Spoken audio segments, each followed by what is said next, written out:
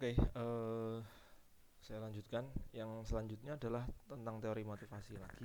Di sini juga ada teori dua faktor dari Herzberg, Friedrich Herzberg. Ini saya ambilkan diagramnya dari bukunya Stephen Robbins, yang mana diagram ini cara bacanya kurang lebihnya gini. Dalam sebuah pekerjaan atau di dalam sebuah organisasi itu pasti ada unsur kepuasan dari pekerja atau dari para anggotanya. Dan di sisi lain pasti ada unsur kekecewaan atau ketidakpuasan dari apa anggota organisasinya gitu. Jadi ini kepuasan, ini kekecewaan atau ketidakpuasan gitu ya. Nah, untuk teorinya Herzberg ini gini, dia membuat sebuah riset yang mana dia menanyakan kepada pekerja atau kepada para anggota organisasi, apa sih yang bikin kalian puas di dalam sebuah pekerjaan, atau apa sih yang bikin kalian kecewa di dalam sebuah pekerjaan. Nah, yang menarik adalah temuannya itu dari temuannya itu yang menarik adalah bahwa ketika orang itu ditanya apa yang bikin dia puas dalam sebuah pekerjaan, mereka cenderung mengatribusikannya pada prestasi diri mereka sendiri atau yang sifatnya dari dorongan diri sendiri. Misalkan gini, apa yang bikin kalian puas dalam pekerjaan? Ya, saya puas dalam pekerjaan ketika saya bisa melaksanakan tugas dengan baik, atau ketika saya bisa promosi jabatan, atau kalau saya bisa berprestasi, atau ketika kinerja saya dinilai bagus oleh atasan. Misalkan kayak gitu. Itu kepuasan. Nah, itu sumbernya dari dalam diri sendiri. Sementara ketika ditanya tentang ketidakpuasan atau tentang kekecewaan dalam sebuah pekerjaan, eh, para responden penelitian Herzberg ini mereka menjawab atau mereka selalu mengarahkan yang bikin mereka kecewa dalam sebuah pekerjaan itu pasti yang sifatnya eksternal atau yang sifatnya di luar diri mereka. Kayak, oh yang bikin gak puas itu karena gajinya kecil misalkan, atau karena atasannya itu galak, atau karena lingkungan kerjanya tidak saling menghormati misalkan, atau karena mereka mengalami pelecehan dan lain sebagainya. Nah, di situ ada dua faktor sebenarnya. Ini karena ya ini makanya disebut dari dua faktor. Yang disebut dua faktor ini gini, bahwa ternyata lawan dari kepuasan dalam pekerjaan itu bukan kekecewaan, tetapi lawannya kepuasan dari sebuah pekerjaan itu lawannya adalah tidak puas. Sama, lawan dari ketidakpuasan atau lawan dari kekecewaan dalam sebuah organisasi atau dalam sebuah sistem kerja itu dia lawannya adalah tidak puas gitu atau tidak kecewa. Bukan berarti puas lah, tapi tidak kecewa. Jadi Facebook meyakini bahwa dua hal tadi ada pada wilayah yang berbeda.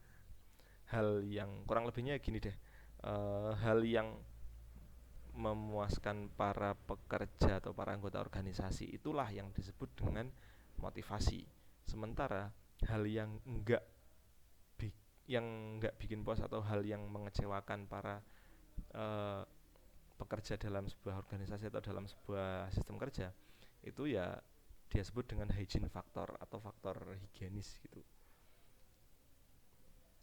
Jadi kurang lebihnya gini deh. Eh, ketika jadi kurang lebihnya teorinya gini. Dia juga secara bersamaan dia mengkritik Maslow gitu. Jadi upaya pemenuhan kebutuhan ala Maslow itu dia sebenarnya bukan motivasi, dia belum motivasi. Piramida kebutuhan ala Maslow, terutama yang bawah-bawah gitu ya, yang mulai dari fisiologis, yang mulai dari pengakuan sosial, keamanan gitu, itu bukan sumber motivasi, tetapi itu adalah hanya sebagai sarana, hanya sebagai instrumen untuk mempertahankan pekerja supaya dia bertahan. Itu hanya sebatas upaya untuk mempertahankan supaya organisasi jalan, dan itu sifatnya lebih kepada sifatnya wajib, dia sifatnya kewajiban gitu. Nah, sementara di sisi lain motivasi ini wilayahnya hanya di dua atas piramida Maslow, yaitu di dua paling atas itu level penghargaan dan level aktualisasi diri. ini tadi ya yang saya jelaskan, bahwa kenapa orang ketika ditanya tentang apa yang membuat dia puas dalam pekerjaan itu selalu asal mulanya dari diri sendiri ya. Itulah motivasi. Motivasi itu dorongannya dari diri sendiri. Sementara ketika berarti kan itu adalah dorongan yang sifatnya sangat personal.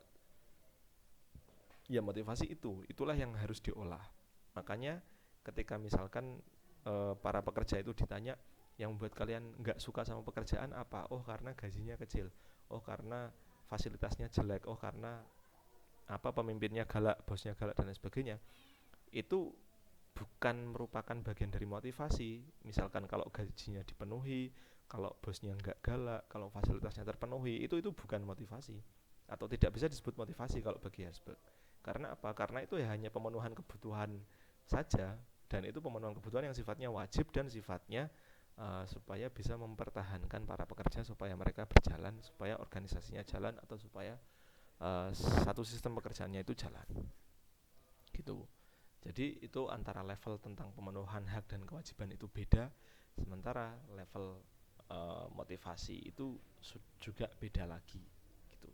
Kalau Maslow kan pendekatannya tadi enggak.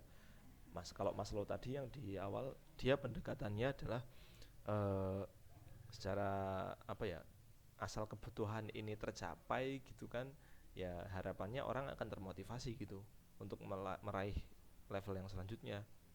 Jadi misalkan kalau dia udah secara sandang pangan papan aman, dia kemudian kita motivasi lagi dengan rasa aman, dengan sosial, dengan penghargaan dan aktualisasi diri gitu. Sehingga pas sehingga dia terpacu untuk bekerja lebih baik atau untuk bekerja uh, untuk mempunyai motif baru kan gitu. Kalau ini kayak Maslow pendekatannya dia untuk memunculkan motif baru. Tapi kalau dari Herzberg ini dia cara pandangnya adalah bahwa ya pemenuhan kebutuhan alam Maslow itu ya hanya sebatas pemenuhan saja gitu. Sementara kalau yang levelnya motivasi itu yang ada di dua atas piramida. Jadi itu dua hal yang berbeda gitu loh. Nah, makanya itu disebut dengan teori dua faktor. Gitu. Tidak hanya satu faktor saja seperti Maslow tadi. Terus kemudian yang terakhir ini saya jelaskan dengan singkat aja. Jadi juga ada teori motivasi dari McClellan, yang mana dia membaca bahwa masing-masing orang itu pasti punya kecenderungan untuk kebutuhan di tiga aspek ini atau di tiga wilayah ini. Yang pertama adalah need for achievement atau di wilayah kebutuhan untuk berprestasi. Dia kebutuhan untuk pencapaian, merasa termotivasi dalam situasi kerja yang menantang gitu. Dia merasa orang dengan need for achievement tinggi, dia pasti akan cenderung sering termotivasi dalam kerjanya. Karena kebutuhannya dia nggak kebutuhan, mungkin bisa juga kebutuhan uang atau kebutuhan imbalan ya, tapi setidaknya dia ingin berprestasi, dia ingin mengukur sejauh mana batas dirinya sendiri, yang mana itu dia lakukan dalam mengerjakan pekerjaan dalam sebuah organisasi atau sebuah kantor gitu. Sementara yang kedua adalah ada orang juga yang kecenderungannya need for power atau dia berkebutuhan untuk memiliki kendali atas orang lain. Dia punya kebutuhan untuk memegang kendali, untuk memegang kontrol, dia untuk bisa untuk gaining power gitulah intinya. Nah sementara yang ketiga adalah need for affiliation. Ini yang mungkin bukan paling jelek juga bukan paling rendah juga sih, tapi need for affiliation itu kurang lebihnya ya yang lebih kompromis gitu. Kalau need for achievement itu kan dia orangnya bisa jadi arahnya sampai pada arah yang cukup egois, karena dia orientasi utamanya adalah pencapaian dan pencapaian prestasi-prestasi. Tapi kalau untuk need for affiliation ini dia lebih mementingkan harmoni atau lebih mementingkan kompromi di sebuah organisasi, yang mana kompromi itu diharapkan ya dia lebih ingin mengikat banyak orang di dalam sebuah organisasi dibandingkan untuk tampil berprestasi, atau dibanding untuk hasrat ingin menguasai sebuah sistem atau sebuah organisasi.